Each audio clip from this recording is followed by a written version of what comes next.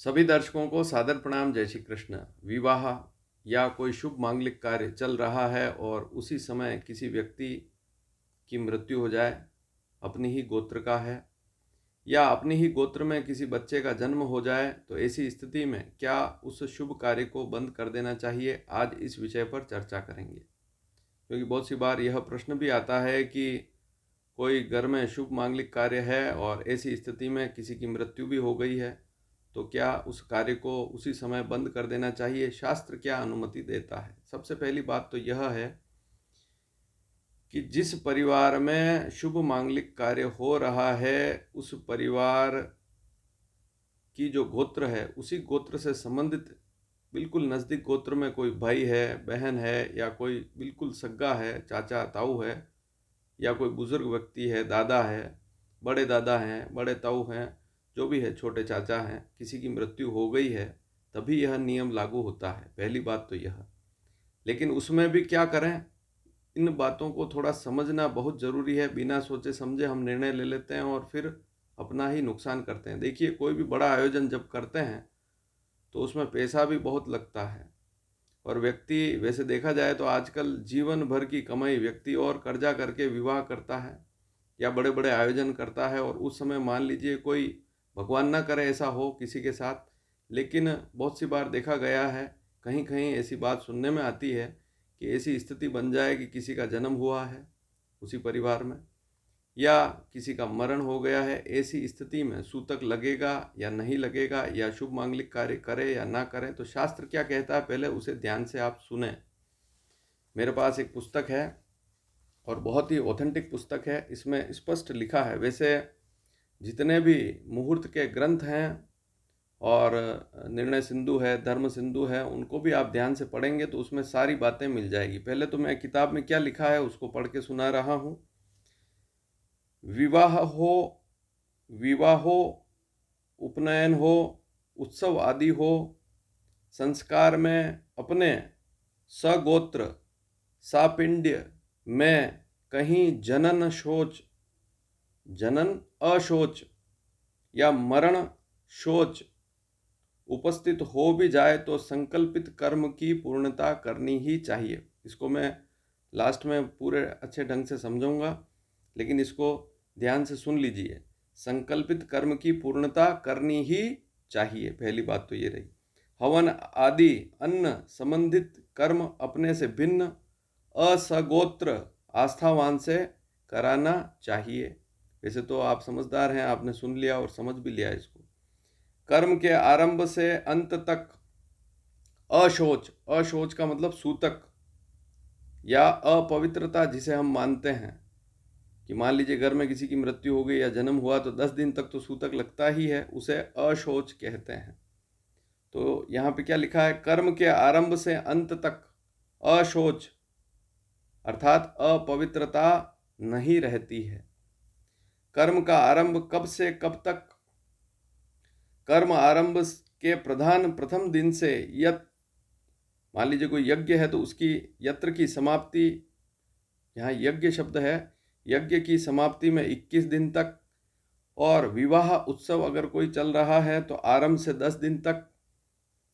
और इसके अलावा कोई उपनयन आदि संस्कार है में 3 दिन पहले से जनाना शोच जन्य दोष नहीं होता है। यज्ञ में आचार्य और ऋत्विज सदस्यादि वर्ण के अनंतर, विवाह में नांदी श्राद्ध के अनंतर, श्राद्ध कर्म में पाक अर्थात भोजन रसोई आदि प्रारंभ किया जाने से उक्त कार्यों की समाप्ति तक अशोच नहीं लगता है। तो कुल मिलाकर बात यही है, जैसे मान लीजिए पिताजी हैं और बेटी के घर में विवाह हो रहा है, तो पिताजी के परिवार में अगर कोई किसी की मृत्यु हो गई है तो बेटी के घर में वह सूतक वैसे 3 दिन ही रहता है। तो इस बात को समझना भी ज़रूरी है। लेकिन यहाँ पर जो लेखक है उसका कहने का मतलब यही है कि कोई व्रत है, यज्ञ है, विवाह है, या श्राद्ध आप कर रहे हैं, या यज्ञ कर रहे हैं, या कोई पूजा कर रहे हैं, तो पूजा अगर शुरू हो गई है और शुरू होने के बाद किसी की मृत्यु हुई है या जन्म हुआ है तो सूतक नहीं लगेगा, अशौच की स्थिति नहीं रहेगी। मान लीजिए आपके घर पे पंडित जी आए और ब्राह्मण वर्ण करते हैं, ब्राह्मण वर्ण करने के बाद ही उनको तिलक करते हैं, उनको हाथ में रक्षा सूत्र बांधते हैं, उनको यज्ञोपवीत देते हैं, दक्षिणा देते हैं, ब्राह्मण वर्ण के बाद ही पूजा शुरू होती है। तो ब्राह्मण का अगर वर्ण आपने कर लिया, घर पे आ गए, उनका वर्ण भी कर लिया और फिर पूजा शुरू हो गई, तो ऐसी स्थिति में भी जो मरण, कोई मृत्यु हो गई है या कोई सूतक लग गया, सूतक की स्थिति है, जैसे जन्म हो गया किसी का बच्चे का, तो वहाँ पर सूतक नहीं लगेगा, उस काम को आप कर सकते हैं। मान लीजिए संकल्प ले लिया आपने, जैसे विवाह हो रहा है और आपने कन्यादान संकल्प ले लिया, तो ऐसी स्थिति में भी कोई समस्या वाली बात नहीं है, आप विवाह बच्ची का करवा सकते हैं, लड़की का करवा सकते हैं। और एक बात और है, गणपति स्थापना हो गई, मान लीजिए ब्राह्मण वर्ण भी हो गया, गणपति स्थापना हो गई, जैसे विवाह से एक दिन पहले गणपति स्थापना होती है, ऐसी स्थिति में भी विवाह कर लिया जाए तो कोई समस्या वाली बात नहीं। उपनयन में भी नियम है कि एक दो दिन पहले गणपति स्थापना होती है, वैसी स्थिति में गणपति स्थापना हो गई है तो फिर कोई दिक्कत वाली बात ही नहीं है। आप जिस दिन आपके यज्ञ हो, जो गृह शांति या जो भी उपनयन से संबंधित हवन हो रहा है, उसको आप कर सकते हैं, उसमें कोई दोष नहीं लगता है। अब ये बात अगर आप चाहें तो निर्णय सिंधु में अशौच प्रकरण में ये बात मिल जाएगी आपको, पूरी पुस्तक है निर्णय सिंधु, उसमें ये बात आपको अच्छे ढंग से आप पढ़ पाएंगे। इसके अलावा नांदी श्राद्ध कर रहे हैं, विवाह है, श्राद्ध है, इसमें एक बात और लिखी है कि भोजन बनना, जैसा कि मैंने पढ़ के सुना है कि भोजन बनना अगर शुरू हो गया, मान लीजिए कहीं पर भी प्रोग्राम हो रहा है और खाना वगैरह भोजन बनना शुरू हो गया, वैसी स्थिति में भी कोई दोष नहीं लगता है, इस बात को भी आप नोट कर लीजिए। वैसे सूतक कहाँ लगेगा, आपके परिवार का सदस्य होगा तभी तो सूतक लगेगा। दूर किसी रिश्तेदार की मृत्यु हुई है, उससे आपको सूतक का दोष नहीं लगेगा, इस बात को भी नोट कर लीजिए। तो आपकी गोत्र का व्यक्ति है और नज़दीक की गोत्र है, बिल्कुल नज़दीक परिवार का ही है, चाचा ताऊ या आपके परिवार का सदस्य ही है। मान लीजिए एक पिताजी हैं, उनके 5 बेटे हैं, अब एक बेटे के घर में प्रोग्राम हो रहा है और दूसरे 4 बेटे हैं, उनमें से किसी परिवार में किसी की मृत्यु हो गई, तो वहाँ पर सूतक देखा जाता है। लेकिन आपने संकल्प भी ले लिया, घर में प्रोग्राम शुरू हो गया, गणपति स्थापना भी हो गई, ब्राह्मण का वर्ण भी हो गया, तो ऐसी स्थिति में उस कर्म को करना ही चाहिए, उसमें कोई दोष नहीं लगता है। तो कुल मिलाकर बात यही है कि संकल्पित कर्म की पूर्णता करनी ही चाहिए। अगर मान लीजिए संकल्प ले लिया है, हाथ में जल लेकर संकल्प ले लिया कि मैं अपनी कन्या का दान कर रहा हूँ, ऐसी स्थिति में संकल्प हो गया, फिर विवाह आप करा सकते हैं, कोई दिक्कत वाली बात नहीं है। जो भोजन का नियम बताया है कि नांदी श्राद्ध है या विवाह हो रहा है या श्राद्ध पक्ष में, जैसे किसी का श्राद्ध कर रहे हैं और उस समय श्राद्ध तो कर रहे हैं लेकिन फिर बाद में भोजन भी बनता है, भोजन बनना शुरू हो गया है, तो ऐसी स्थिति में कोई दिक्कत वाली बात ही नहीं है। श्राद्ध के निमित्त अगर भोजन बन रहा है तो फिर उस कर्म को करना ही है। हाँ, अगर विवाह होने वाला है, 1 महीने बाद होने वाला है और 1 महीने पहले अगर किसी की मृत्यु हो जाए तो वैसी स्थिति में फिर दोष लगता है, उसमें बहुत सारे नियम हैं, उनको समझना पड़ेगा। लेकिन अगर आपका प्रोग्राम शुरू हो गया है तो फिर जैसे हवन कर्म भिन्न गोत्र से करवा सकते हैं। देखिए अगर मान लीजिए कोई बड़ा यज्ञ करवा रहे हैं आप, तो फिर आप वहाँ से उठ जाएं, किसी दूसरे व्यक्ति से आप करवा सकते हैं। अगर आपको ऐसी कोई शंका है तो जो आपकी गोत्र का नहीं है, अलग गोत्र का है, उस व्यक्ति को बिठाकर वहाँ करवा सकते हैं।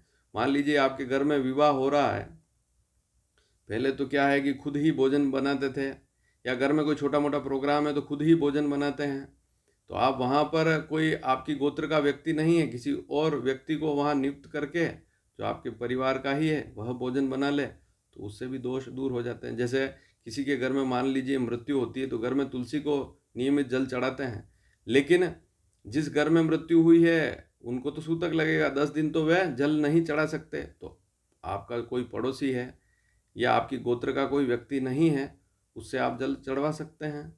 आपकी बेटी भी है, उसकी शादी कहीं और करवाई है, तो वो आपके घर में आई है तो 3 दिन बाद वह भी तुलसी को जल चढ़ा सकती है। तो कुल मिलाकर यह है कि ये सारी बातें सोचने की होती है कि आपकी गोत्र का कौन सा व्यक्ति है, किसके घर में मृत्यु हुई है या किसके घर में जन्म हुआ है, उसको भी देखना पड़ेगा। गोत्र का है तो दोष तभी लगेगा जब बहुत पहले यह स्थिति हो गई है।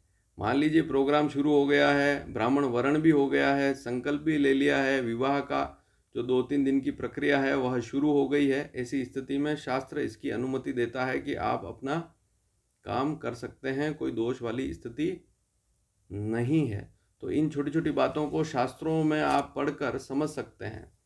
और 2 महीने 3 महीने पहले अगर किसी की मृत्यु हुई है तो वहाँ पर तो फिर आप चाहें तो उसको टाल सकते हैं।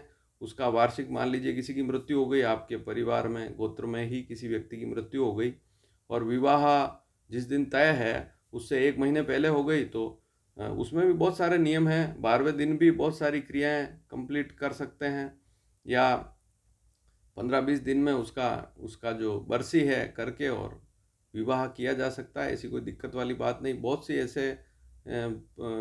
ऐसी स्थितियां बनी है, वहाँ पर हमने भी बताया है। 2-3 महीने के बाद शादी है मान लीजिए, तो किसी की मृत्यु हो गई है तो महीने 2 महीने बाद उसका वार्षिक करके और वहाँ पर विवाह भी हुए हैं।